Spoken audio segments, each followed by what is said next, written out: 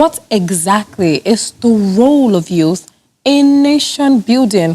It's a topic that bothers me a whole lot. Like, what exactly is the nation expecting of me to do? What am I contributing to my nation? Yes, it's a topic that excites me, to be very honest, because I'm young, Oh, Basically, you are? yes, excuse you. Yes, I'm very young, but I'm not, But I'm very excited about the topic because I see a lot of young people lost. They are like totally lost. Like all the questions you just asked, what is expected of me?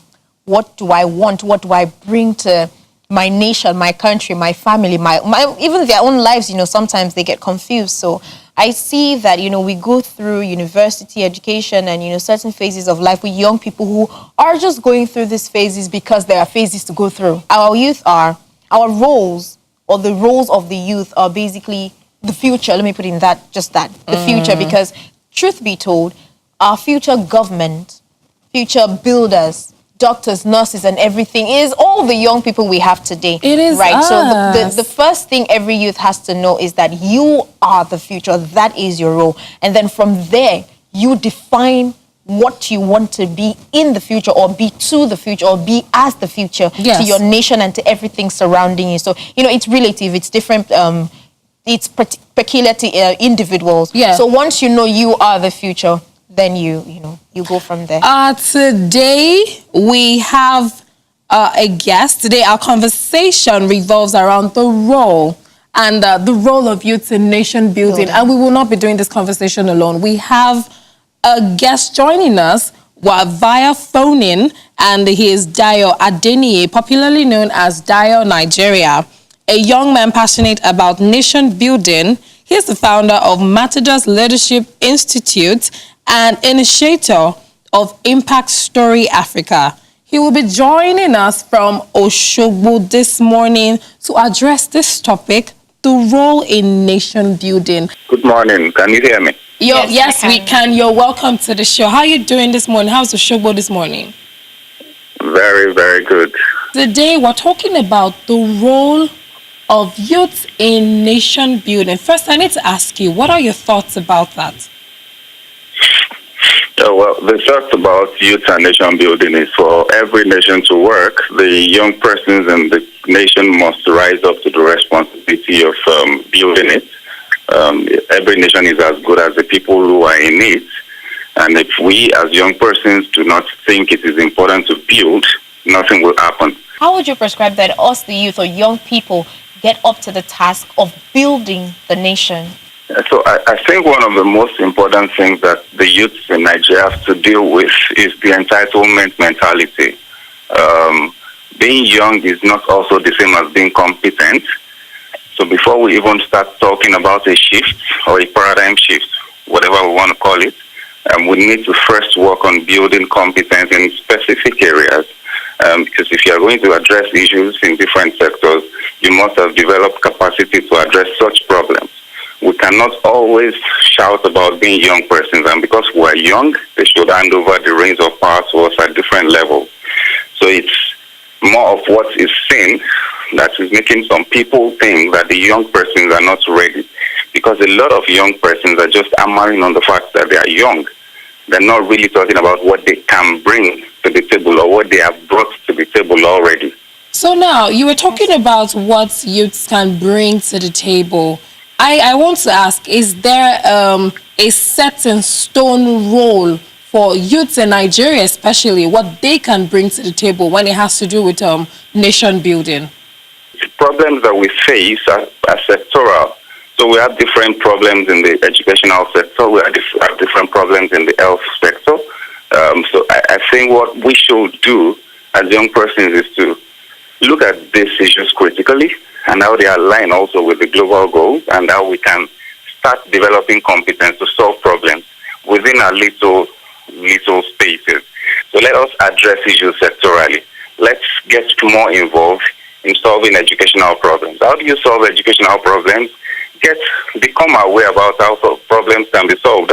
What's education in developed nations of the world? What does it look like compared to what we have right now? That I call it schooling. I don't call what we have in Nigeria education. I call it schooling because we just go to school.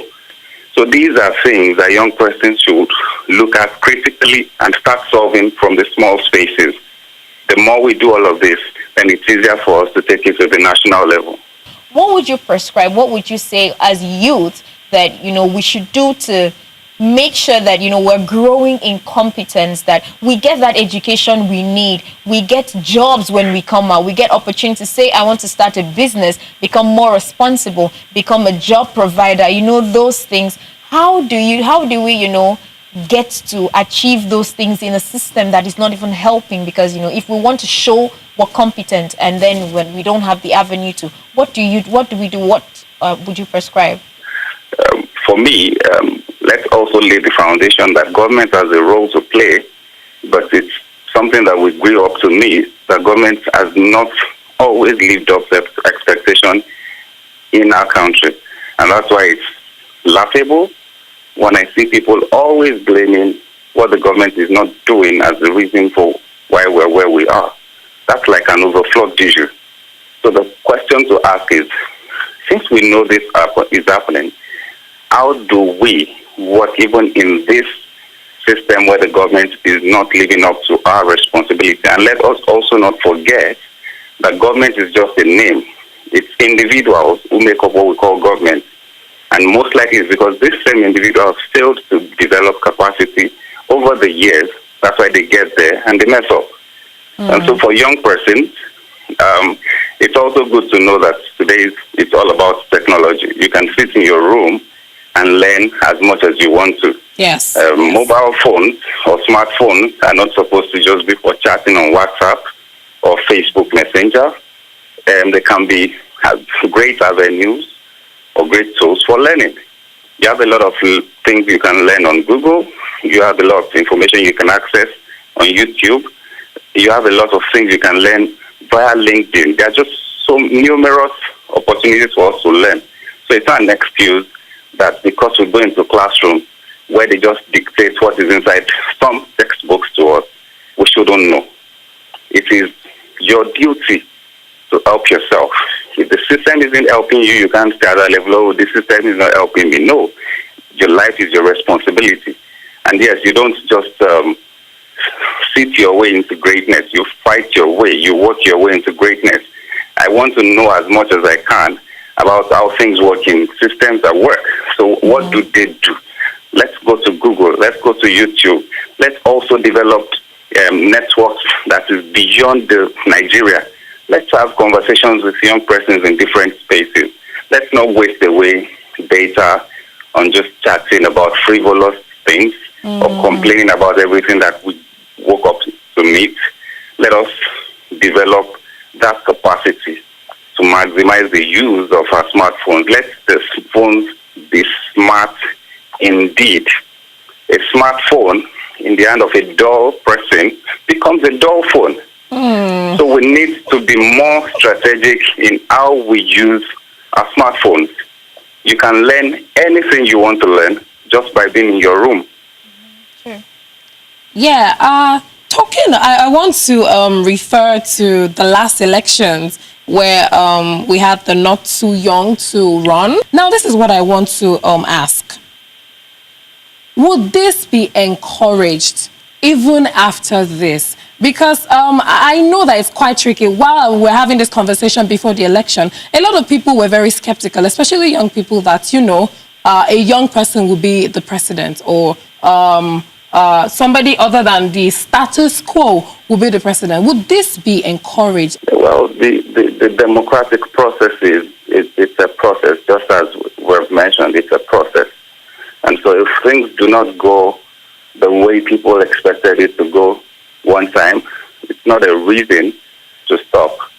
So the main thing for us as a people should be the progress of the nation.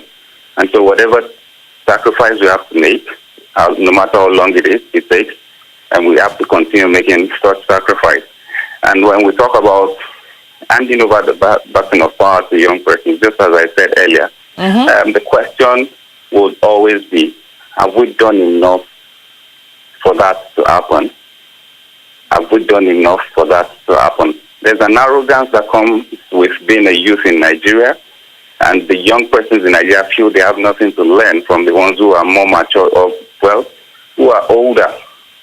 But there's what we need for progress to happen in Nigeria.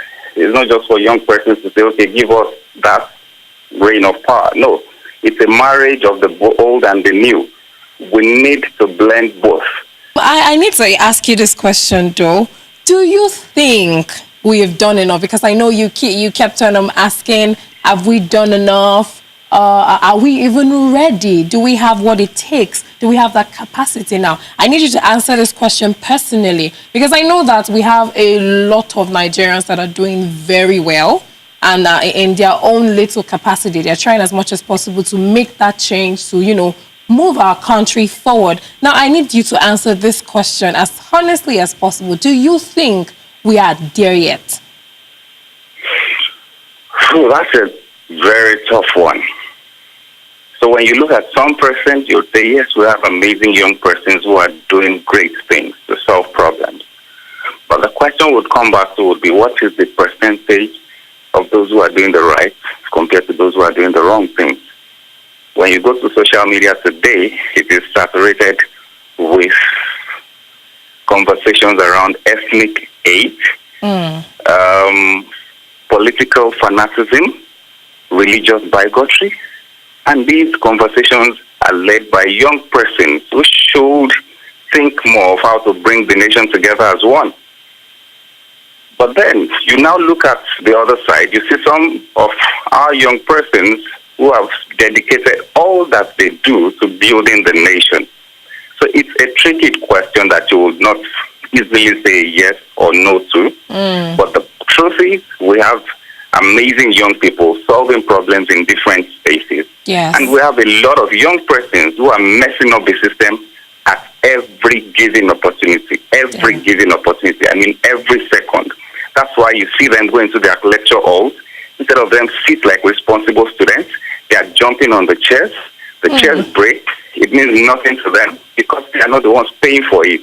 And I keep asking, are these the same ones who are going to build the nation? No. What is the percentage? What are we teaching in our religious houses? What are we teaching in our homes? Some parents don't feel any shame or guilt when they direct their kids to do the wrong things. When a father is driving on the road and he does not see anything by breaking traffic rules, and the child is there, what message is the father communicating to the child? To enjoy more interesting episodes of Tea or Coffee, then like and subscribe.